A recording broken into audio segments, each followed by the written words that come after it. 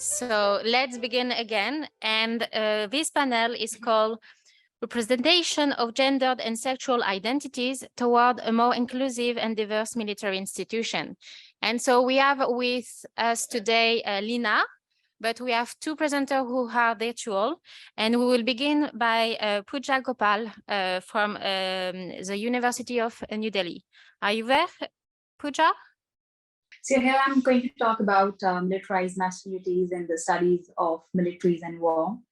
Here, militarized masculinity is an analytical lens which offers a number of significant insights to studies of militarization and war.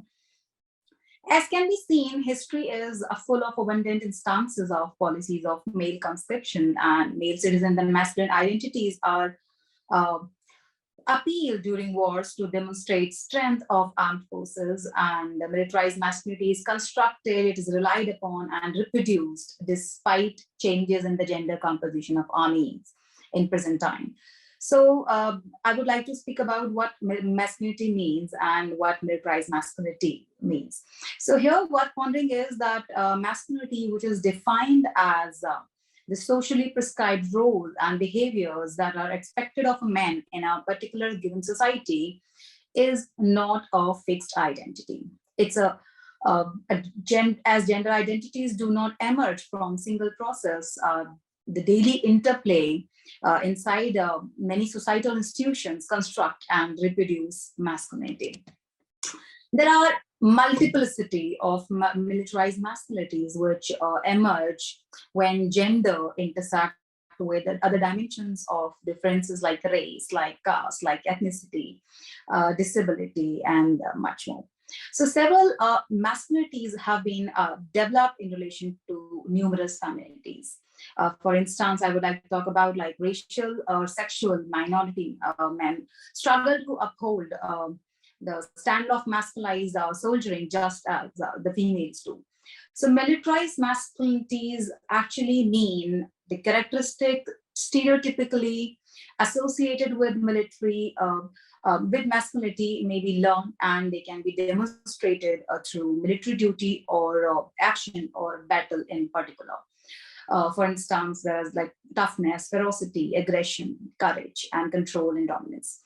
So male citizens are recruited into the military to appeal military masculinity, which in turn perpetuates militarized masculinities. What noting aspect here is that militarized masculinity is a context-specific social construct like gender. Okay, so it's unique in particular areas and times and manifests variedly within and outside the military.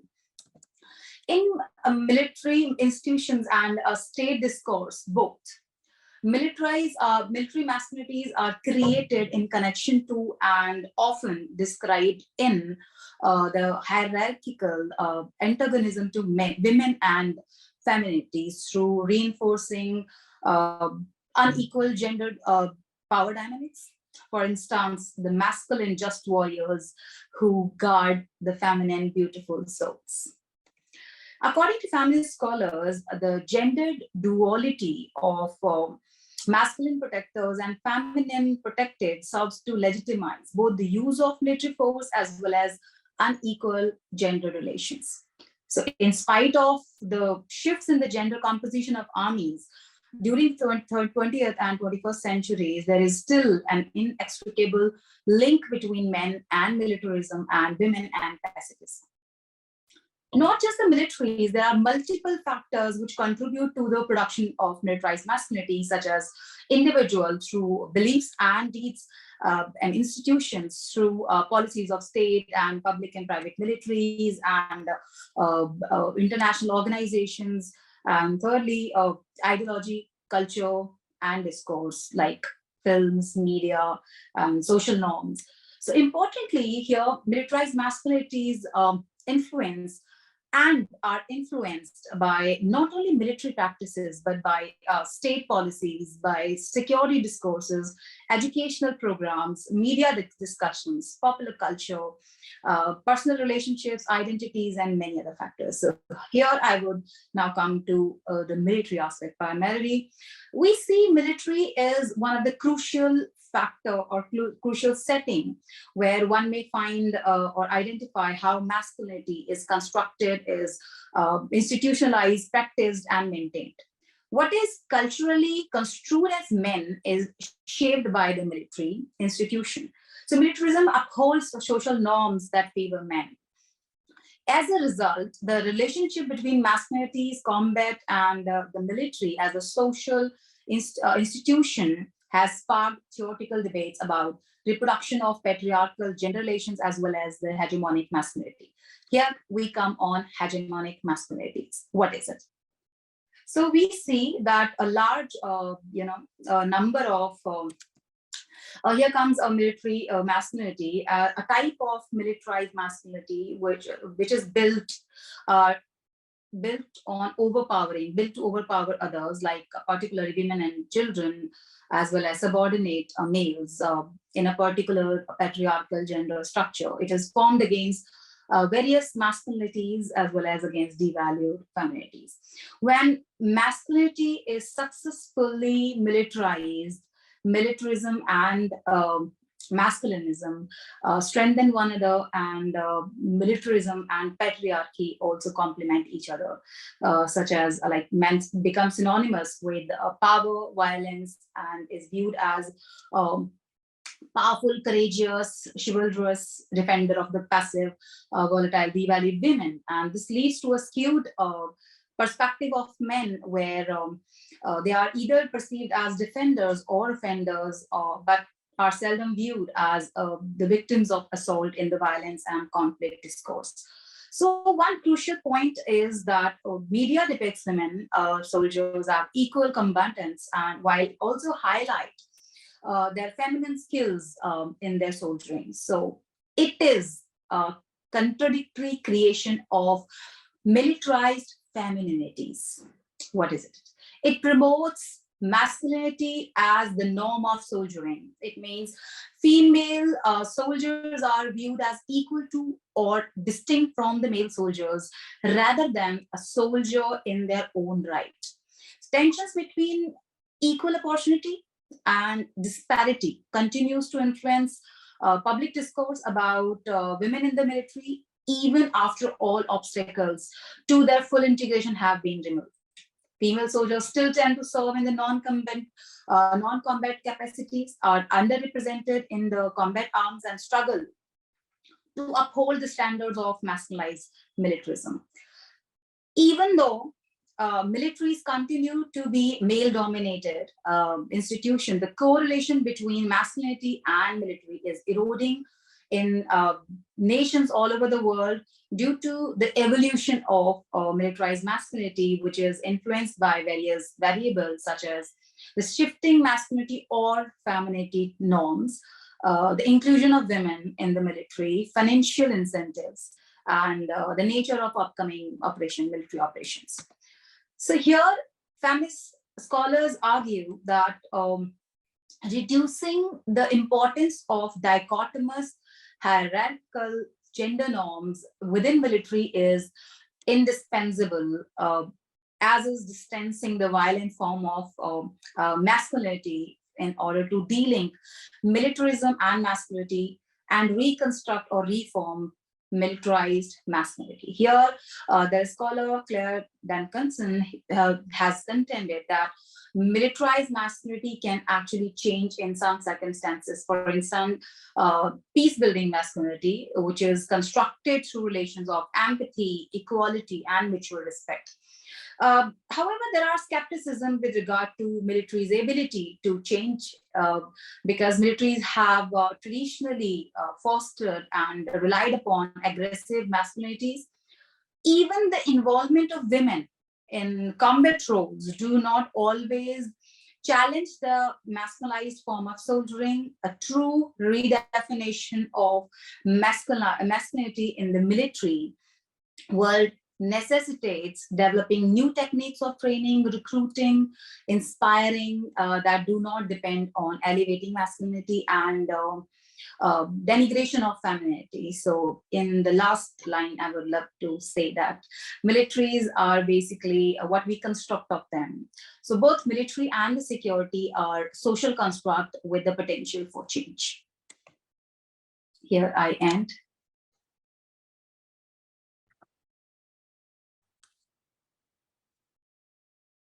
Thank you for this great conceptual clarification of this term we use all the time, but sometimes don't understand clearly. So now, Lina.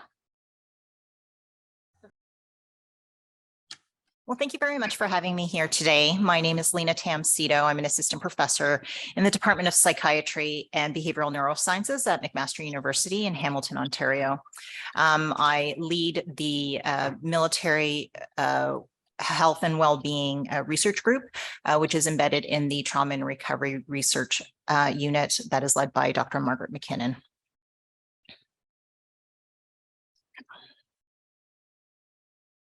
I take this time to recognize that McMaster University stands on the traditional territory shared between the Haudenosaunee Confederacy and the Anishinaabe nations, which was acknowledged in the Dish with One Spoon Wampum Belt. And to say that is to acknowledge a debt to those who were here before us and to recognize our responsibility as guests to respect and honor the intimate relationship between the Indigenous people and this land. The wampum uses the symbolism of a dish to represent the territory and one spoon to represent that the people are to share the resources of the land and take only what is needed.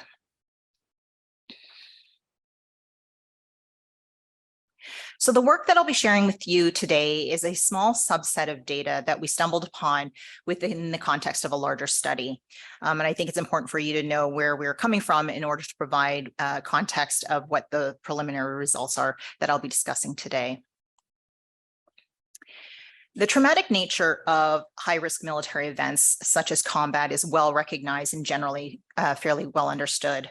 However, the effect of service-related events, such as those that increase the risk for moral injury, are poorly understood. And this includes those who have been exposed to sexual trauma.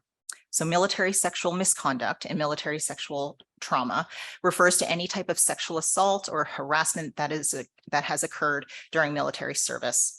So sexual trauma as a concept, as an experience, has been associated with poor mental health outcomes that have included increased rates of depression, anxiety, substance use, and post-traumatic stress disorder. While it's known that sexual trauma has increased the risk of these host of negative outcomes in other civilian populations, we're just starting to unpack and understand what that looks like for military sexual trauma survivors within the Canadian Armed Forces. There is growing concern among researchers, healthcare providers, and policymakers regarding the impact of military sexual misconduct and trauma that it has on the health and well-being of Canada's veterans. So the purpose of the larger study upon which this presentation and paper is partially based on is to understand the experiences of MST and MSN on any former Canadian service member. And it was during this study that we had identified some emerging evidence that change in identity and expression may play a role in how women navigate their time, particularly their time related to their experience of military sexual misconduct. So from existing research, we know that there is evidence that people will change their gender expression and presentation according to their environment and according to their culture.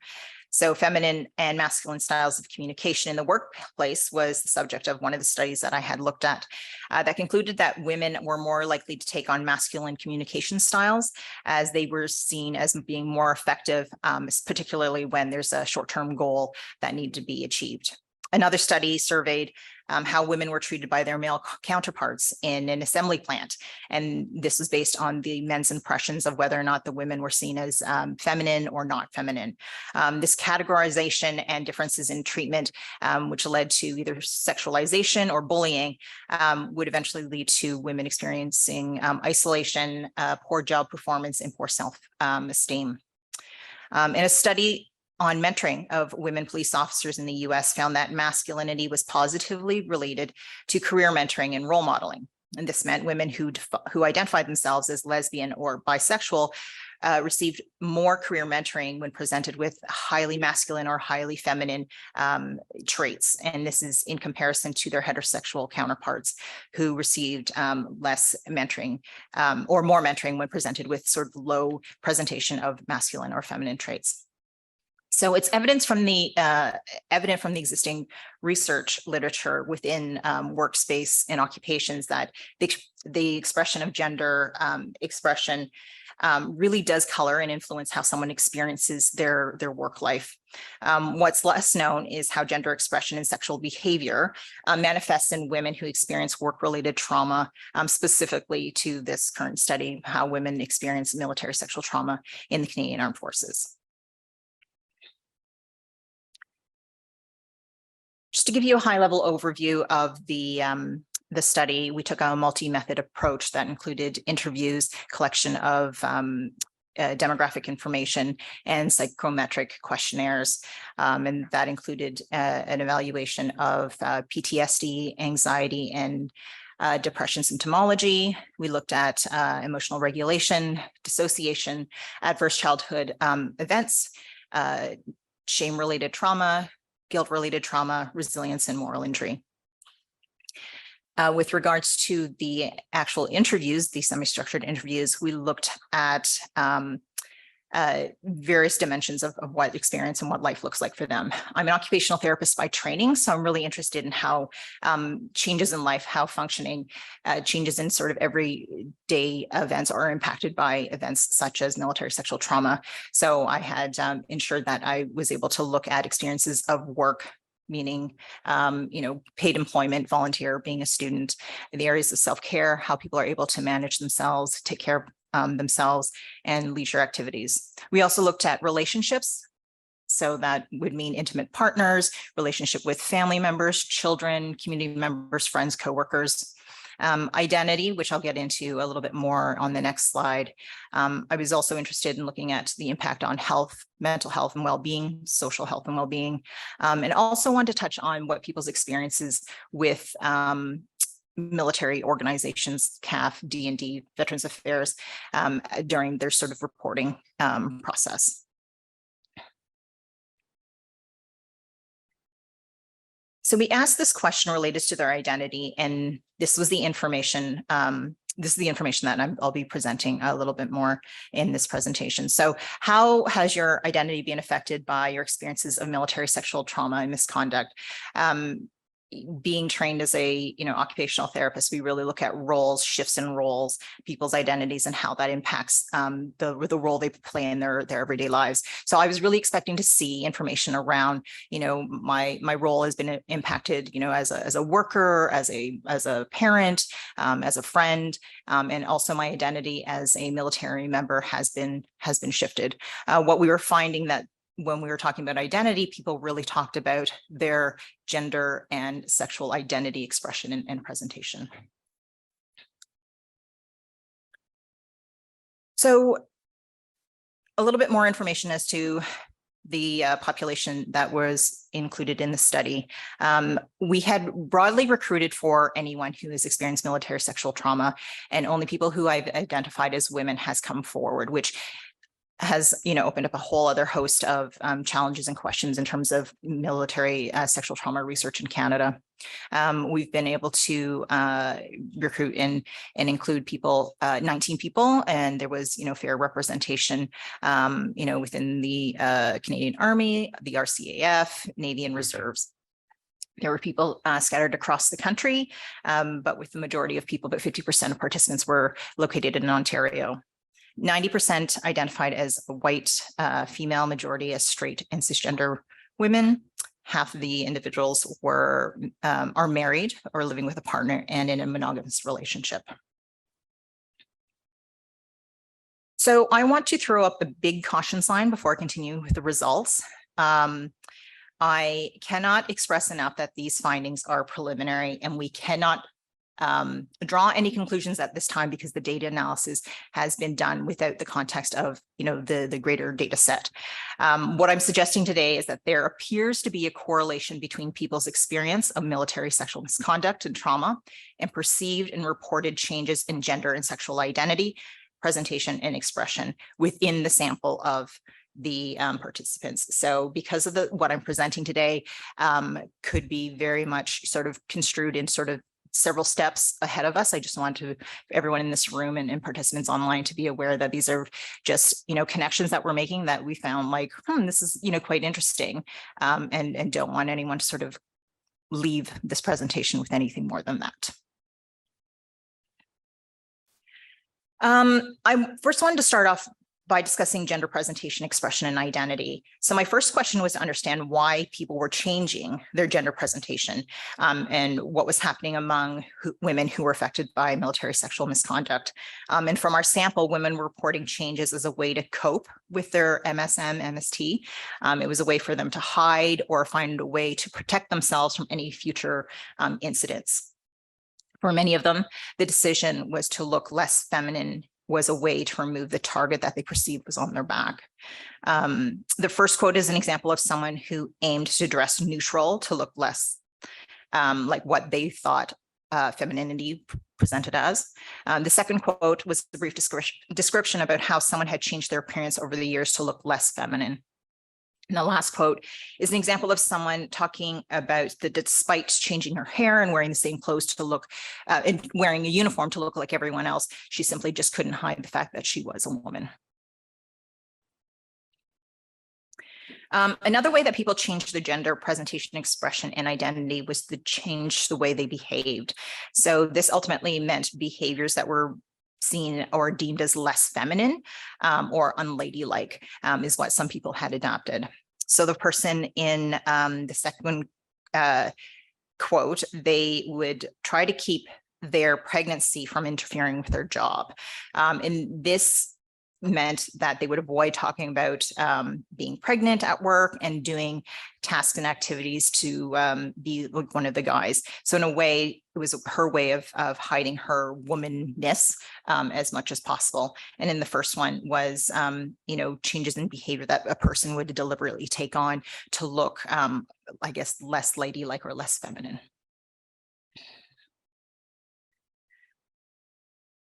The other thing that we noticed when we were unpacking the data around identity was related to sexual presentation, expression, and identity. So similar to why people were reporting changes in their gender expression, people were adapting changes to their sexual presentation was a way to cope with the experience of military sexual trauma or misconduct, a way to hide, also a way to sort of protect themselves from, being subjected to abuse again.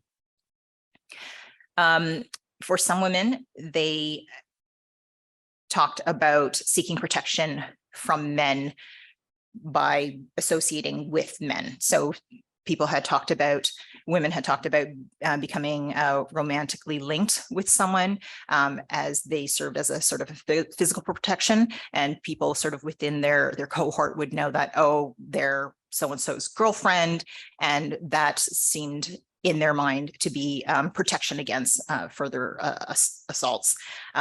Women had also talked about becoming developing close friendships with men in their cohort to provide similar physical protection.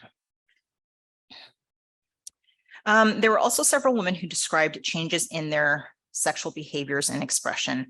And as I indicated earlier, I'm not making a direct link between the experience of military sexual trauma and changes in sexuality and sexual behavior, because sexual identity, as we all know, is much more complex than that.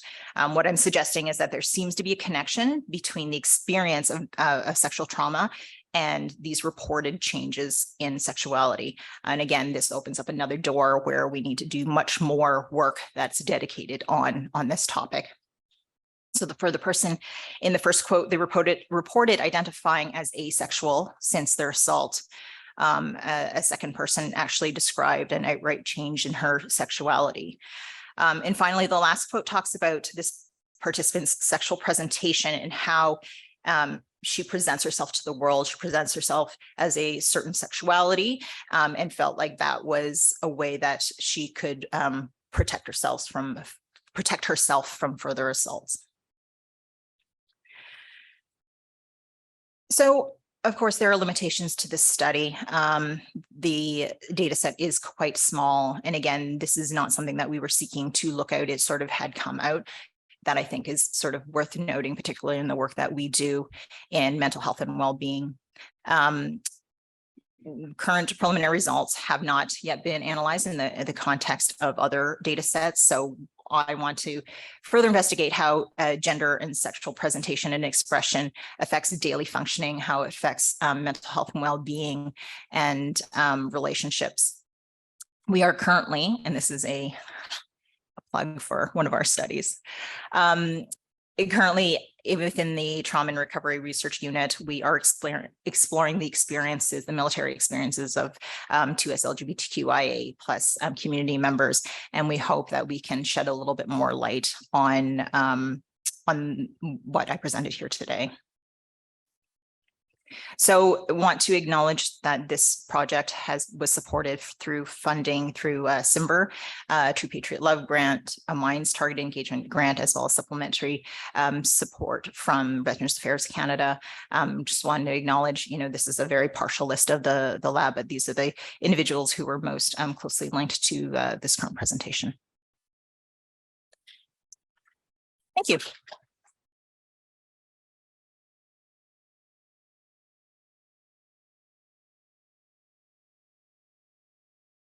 Hi, thank you. So our last presentation for this panel is Rachel Young and Rex Steele. Are they with us? Okay, hello everyone. Rex and I are very excited to be here with you today to share something that is, I think, moved past its infancy. We're more in the toddler stage of this project, and we welcome any thoughts that you might have as we go through and work through this project. We are,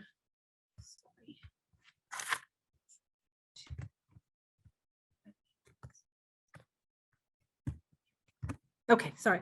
This is our disclaimer, just we have to do this because we both work for the Department of Defense. Okay, so the background of our project. So obviously the idea that history is written by the victor is not a new one. It has been proven time and again over the centuries. When one considers how our institutions and policies are created, it's obviously always gets to be done by those who get to sit at the table and make the decisions. And these decision makers are the ones impacting our laws, culture, society, and often it is not composed of a representative sample of racial minorities, gender minorities, and sexual minorities. Without considering how institutions, policies, and laws affect people differently, one cannot really have a true understanding of how the United States works or does not work in certain instances for the people in it. So our goal is to kind of try to consider complex identities to see the patchwork of policies and laws and institutional change in a holistic manner. Serving in the United States military is not a right, but the ability to choose one's profession and succeed is something that has always been a very central American ideal. But if we look at the pair of executive orders barring and reinstating the ability of transgender individuals to serve in the military, we believe that calls that ideal into question. Now, even though the United States has had laws which has barred people based on race, gender, sexuality from the military, the deeper issue is the continued policy-supported belief that individuals can be excluded simply because they happen to be members of a particular group.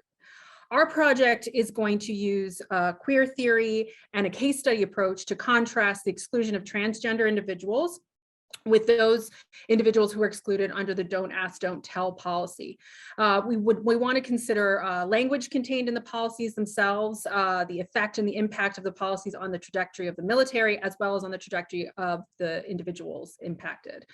The goal will be to determine what language was used, why arguments were made in this particular manner, the impact that they had on the people directly affected by the policy and society in general, and then how the repeal of these policies came to be. So we're looking at environment, time period, societal, cultural support.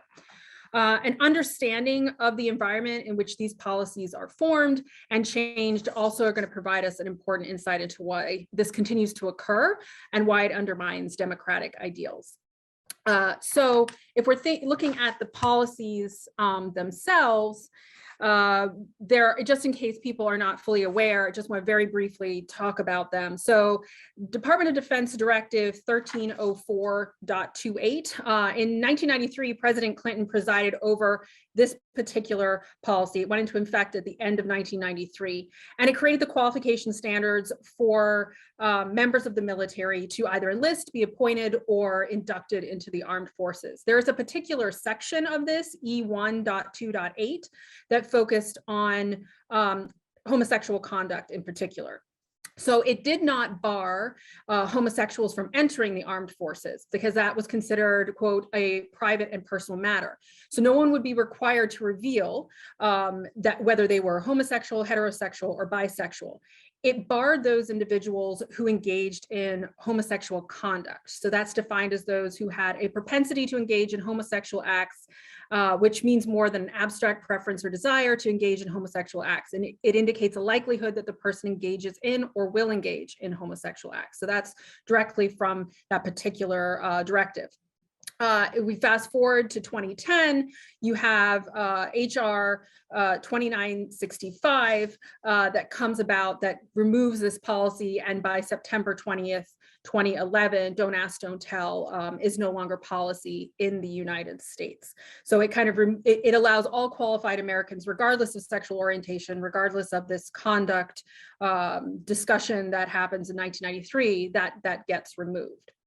As for the transgender ban and repeal, prior to President Obama departing from office, he put into motion the ability for both the Department of Defense and the Department of Homeland Security to allow transgender individuals to serve openly in the military.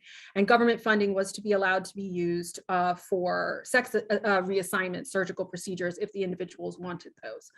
When President Trump came into office, he determined that the prior administration had failed to identify a sufficient basis to conclude that terminating this policy that had been in existence of not allowing, transgender individuals to serve openly, that they had not done enough to ensure that it wasn't going to hinder military effectiveness, lethality, that it wasn't going to disrupt unit cohesion or tax military resources.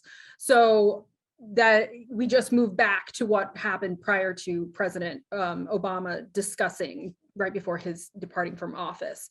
So it was prohibiting transgender service members from serving openly. So we get to 2021 with President Biden, and he puts in an order that states all qualified Americans are allowed to serve openly in the military.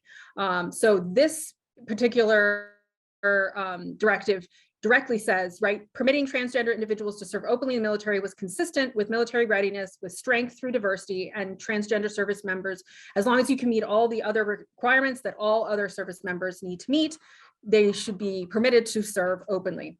And he had a lot of support from former, chief staffs of the Army, chief of naval operations, past surgeon generals, a bipartisan group all supported this. And so those are kind of the creations and removal of these policies. When we look at our theoretical framework, the idea that identities are socially constructed is very central to our paper, and it's also foundational to queer theory itself. So when we're talking about society and culture and time period in which we're operating, all work to create sexuality and gender and define what is acceptable and not acceptable during a particular time period. So what means to be a man or a woman or gender non-conforming has obviously changed and grown over the course of development of all societies. And what we are looking at is how we have moved to a society where we see a lot more willingness to recognize that definitions and categories are very fluid, but that's societal. With regard to governments and politicians, there seems to be a less willingness to kind of make that leap when it comes to policies and laws. So if we are kind of sitting in a society in which it has become, identities are not predetermined, how does that have ramifications for our politics, society, and culture? Queer theory, which we're basing this on, is obviously a very deliberately ambiguous term. It's simultaneously a way of kind of naming, describing, and doing. It's a very intersectional way of thinking about sexuality, knowledge, politics, personal identity, kind of the broader human experience as well. So the importance of queer theory is kind of to problematize everything. So we are not going to be accepting of what studies have said, regardless of where they come from. We are going to really think about the theory in the academy, and we're going to go beyond those boundaries. One of the major aspects of queer theory is kind of this idea of queering popular culture and focusing on political and cultural strains. So we're looking to expose and problematize the means by which sexuality is kind of textually constituted in relation to the dominant notions of gender. But then we also want to kind of understand beyond the text. We want to look at understandings and experiences of sexuality and subjectivity, and how it becomes part of our day-to-day lives as a result of how society tells us to behave towards certain people based on race, gender performance, sex, and sexuality. So as queer theory kind of focuses on language and identity creation, that is the backdrop for our case study approach. And I will turn it over to Rex to discuss that. Okay, so hopefully everybody can hear me. Overall, in terms of our methodology, it really consists of 4 parts. So first is the case study comparison, and we're looking at different areas, different policies, but there are some parallels to be drawn here between the Don't Ask, Don't Tell policy under the Clinton administration, as well as the 2018 transgender ban under the Trump administration and its 2021 repeal under the Biden administration. Next, we're looking at cataloged interviews from the West Point Center for Oral History. There's a variety of service members who served under all of these policies, expressing the challenges that they faced. And then the survey of transgender inclusivity. This is ongoing. It's under the IRB approval process. We don't have final approval yet, but it has been submitted. And we hope as we continue to expand in our research and our study here, we'll receive that soon. And then lastly, interviews of transgender service members and retired service members. Next slide, please. So that brings us into today and building on our background, our methodology, and our framework, and really having a conversation about what a cohesive, combat-ready fighting force is, as well as how do we define that overall? So really that's defined in large part by the Army as well as DoD policy, as well as legislative and executive policy. For the sake of time, I'm unfortunately not able to get into too much of it today, but what I will say is that Siebold and colleagues at the U.S. Army Research Institute really hold the gold standard here for the discussion of cohesion within a military hierarchy, and this is in 2007. And they actually built out the 4 different levels of cohesion. There's peer at the horizontal level, leader subordinate at the vertical, organizational, which is your higher level, company or battalion. Companies are about 100 service members. Battalions are roughly anywhere from 500 to 800 soldiers. And then institutional, the Army as a whole. You're interacting across these different levels, and you have a different span of control, as well as a level of cohesion with your peers based off of your relationship with them. In terms of the combat-ready dimension, readiness is defined by the DoD and Congress through a variety of systems and reports. But what I want to highlight here are the strategic readiness assessment tenets, which are manning, training, equipping, sustaining, installations, capacities, and capabilities. And these really govern how the Army seeks to assess its strengths and weaknesses, and determine its overall readiness, as well as identify shortfalls or gaps in our organization's ability to meet executive level guidance as defined by national security strategy, as well as the national defense strategy. And this is something that's going to change over time, sometimes within presidential administrations, but oftentimes when you have a change across 2 presidential administrations. For example, right now, the 2022 National Defense Strategy places a pretty significant emphasis on strengthening U.S. deterrence against China, where a decade ago, you saw the 2008 National Defense Strategy place significant emphasis on the defeat of terrorist organizations and the promotion of democracy. So in terms of the damage that has been and continues to be done basing policy decisions on identity as well as recruiting implications. I'm really going to try to talk about them together as one. So first of all, when you think about the cohesion portion that I previously discussed, you're really achieving that through building repetition within completing tasks and unit training towards goals, whether that's going to a training center and achieving a certification, or it's deploying somewhere across the world. As we have shifted to an all-volunteer force at the close of the Vietnam War, and we look to transition now back to large-scale combat operations after a lot of years of counterinsurgency, the numbers in terms of who we're able to recruit and the interest from the general populace matter now more than ever. The Army in general does a very good job of retaining individuals who are in its organization, but in terms of recruitment and perspectives, bringing people in, we're significantly low. So we really remain in perpetual danger of failing to meet those recruiting goals, especially in the enlisted categories. Enlisted soldiers comprise approximately 82% of the armed forces overall, according to the CRS report, which was actually published last week. In terms of where we are right now, the Army is still failing to meet its recruiting goals in terms of bringing people in, and we're significantly undermanned. And this is something, as somebody transitioning back into the force after teaching with Dr. Yan at West Point for a couple of years, I can continue to tell you that I'm seeing with my own eyes. So the overall in-strength number is determined by the Department of the Army in response to meeting the requirements as identified by Congress. And the latest Chief of Staff of the Army, General McConville, testified to Congress in 2022 that only 23% of Americans aged 17 to 24 are qualified to join the military without a waiver. 9% of that number are interested in doing so. And as we progress to continue to seek to maintain an all-volunteer force, the Army's got to recognize the shortfalls, take steps to ensure the talent pool is as broad as possible while remaining inclusive, and that the Army and DoD policy decisions as a whole continue to reflect this. I'll turn it back over to Rachel here. Okay, and so just very briefly to wrap up, one of our arguments is that we have to move on from creating policy based on identity. We should be able to have anti-discrimination laws that are not specifically attached to identities. Reform should not be based on protecting individuals because they are part of distinct, fixed or static gender and sexual identities. Rather, it should be a promotion of equality for all individuals, regardless of how or even whether they identify or how society identifies them along these gender and sexuality continuums.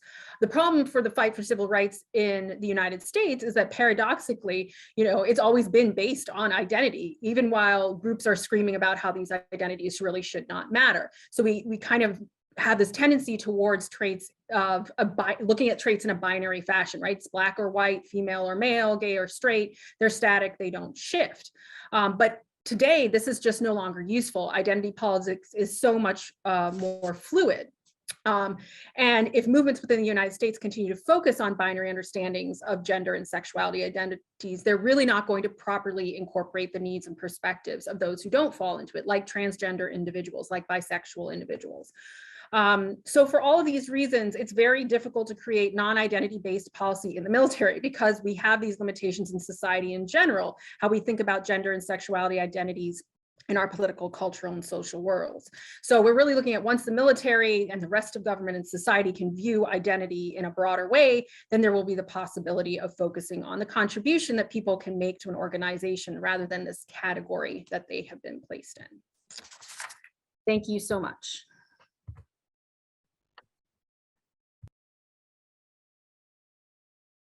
Thank you again for these three wonderful presentations. And I think, it's important to highlight how it is complex and gender identity and sexual identity. And so we need more research about that because it's complex for everyone. So I don't think we have any question, a virtual question from our attendee, but do we have question for people here? Yes. Hi, everybody. Grazia Scopio Grace from the Royal Military College of Canada, affiliated with Queen's and CIDP. Great panel, great conference so far. One of the things to highlight is also that when these policies are eventually revoked, in Canada was about 30 years ago, 1992, when we stopped persecuting basically people of other gender identities and LGBTQ members and basically removing them from the military, the Royal Canadian Mounted Police, and also overall the government of Canada. So there's really no negative impact on the organization. So why are these policies even there? That's the bigger question. So the same with the US military. Once the don't ask, don't tell policy was revoked, nothing happened to the organizational effectiveness, right? So that's the big sort of fear, right? That sort of initiates even these policies from even being there. But then when these policies are removed, the organization is just as effective as before. And so it's good to remember these lessons, whether it's from Canada from 30 years ago or the US only 10 years ago, because this is completely irrelevant. So gender identity is completely irrelevant to cohesiveness. And we talk about the military is more based on task cohesion. So it doesn't matter what gender you are. If you're going to perform your task, well, your team is going to be just as successful.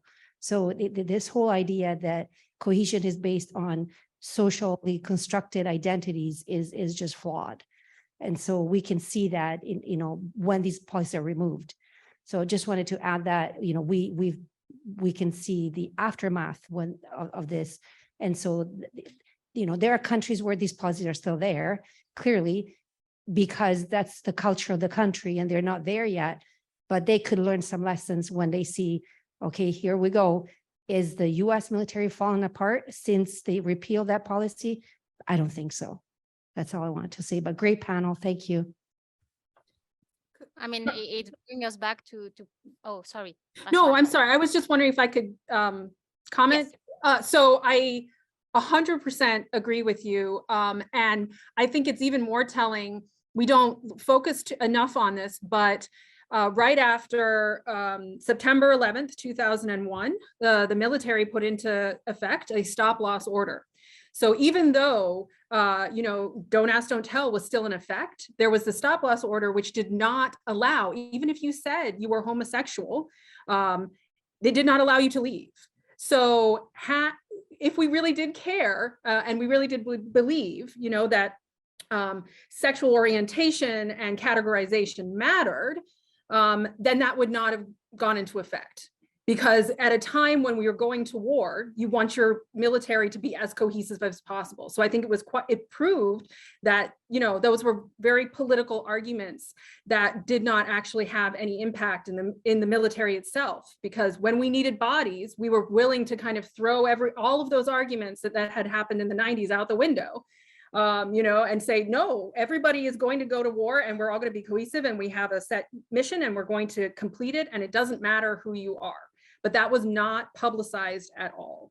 It was very quietly done. So I think that's really, as the audience member stated, I think that's really important to pay attention to as well. It's something that we definitely include in this paper as well. So thank you very much. Yes.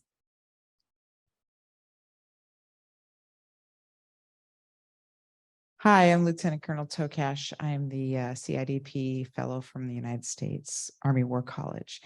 And my question is to Dr. Tam Sato, and it's about the masculinity, identifying with masculine traits. How has that affected these former service members or police women, as they transition and back to their lives moving on?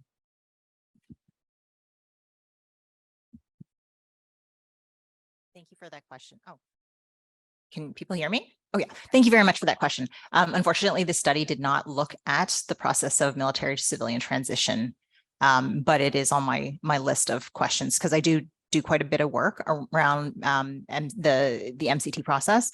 I would think that as part of, we know that during MCT, people's personal identity needs to shift, and that shifts from, being a military member to being essentially a veteran with, the asterisks of being a veteran. I know that for people who have experienced military sexual trauma, they have distanced themselves from being affiliated with the military. So for many people, I mean, not connected to the phenomenon of gender identity and presentation, I do know that people do struggle with claiming themselves as a veteran because of that experience. And so through sort of time and support, people have come out and shared with us that they are reclaiming their identity as a veteran, which they had dismissed because of their trauma.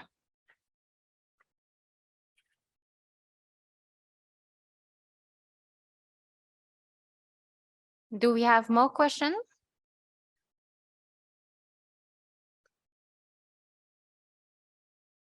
Thanks. So I have another question for Lina. You spoke about the changes in gender expression and sexual expression after sexual assault. And these really reminded me also about the coping mechanisms used by women in the masculine culture in the military organization. So I was wondering, that you also spoke with these women about the strategies they used before the assault, for example. Because do you understand my question? Or do you have any thoughts about, because I recognize these coping mechanisms in the whole population of women, Yes, at least in the Netherlands. Yeah. So, I mean, I know just from not this work specifically, but that women do adapt, and there are probably people in this room who can speak better to this topic than myself, but I do know that women do adapt certain traits, and we all do, to fit into a specific culture. What I found with people who've experienced who've been touched by military sexual misconduct is that there is this active, conscious effort to change. So quite often during the training portion, everyone, I think, generally speaking, there needs to be that sort of cohesiveness, that task cohesiveness that needs to be developed within people that are coming in from the civilian world into the military. What I found was really interesting is that there was this conscious effort to present themselves differently, because they felt that because they weren't actively engaged. And I think it really goes back to what a lot of people who've experienced trauma is that the incident made them lose control. So they did not have control over being assaulted, being abused. And this was one way that these women, it appears to me, to regain control, which was to present themselves differently and to be very conscious about how they present themselves in the world. So I hope that kind of answers.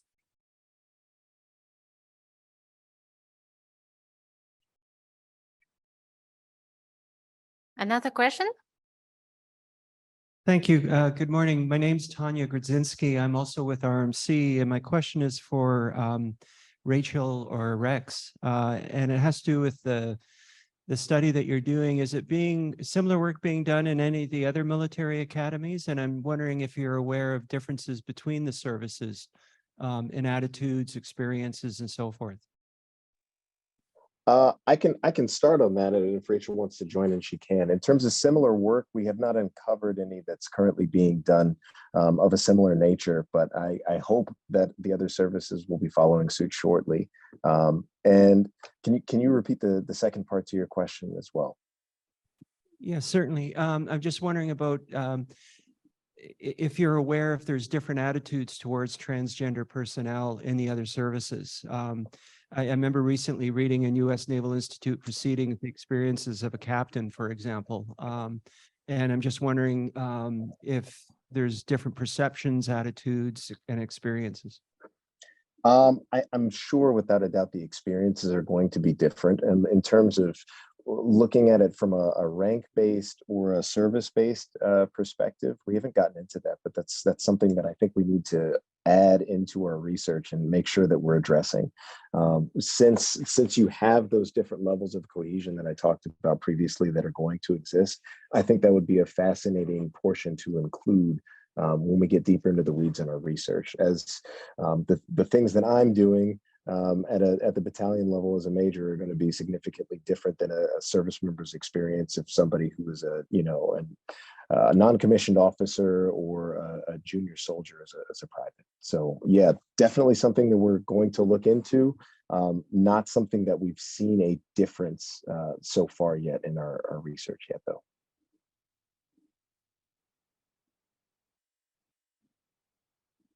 So I think we are almost at the time of lunch. So thank you again for all our panelists and this wonderful presentation. And let's.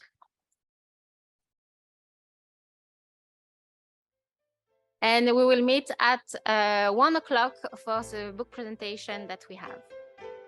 Have a great lunch. It's just outside.